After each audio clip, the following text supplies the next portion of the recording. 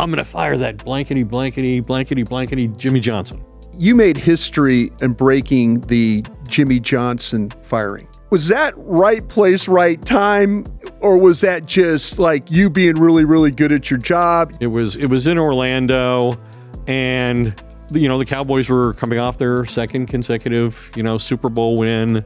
Rick Goslin and I were assigned to cover the NFL meetings, and we had no idea that it was going to turn into something like this. But we were with a large group of reporters in the hotel lobby bar. Jerry came in. He was with Larry Lacewell. He was obviously my old boss, very agitated about something. Kept, knocking glasses off the table. Kept getting up and going to the restroom. At one point, he came over in our large group and started criticizing me because I'd been critical of him for putting the defending Super Bowl championship season at risk by not agreeing to fair terms with Emmett. Anyway, our group started to dwindle. The night started getting even later. And pretty soon it was just four of us, sitting at the table, and we're leaving. And as we leave, we're walking past the table where Jerry's sitting with Larry Lacewell. And I'm the last of our group to walk past him. And as I walk past Jerry, he grabs my pants leg and he says, "You don't want to leave now." And I said, "Why not?" And he said, "You'll miss the story of the year." And I said, "What's the story of the year?" And he said, "I'm going to fire that blankety, blankety, blankety, blankety Jimmy Johnson."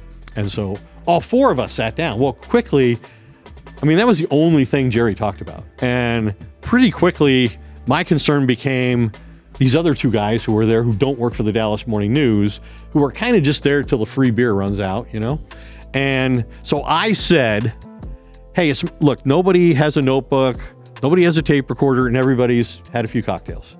So, Jerry, my understanding is this conversation is off the record, provided tomorrow, when we do have notebooks and we do have tape recorders and we haven't been drinking, you give us an honest assessment of your relationship with your head coach and where it stands." You ever been out with Jerry when he drinks? Because when Jerry drinks, all he talks about is firing Jimmy. It's been that way, for 5 years.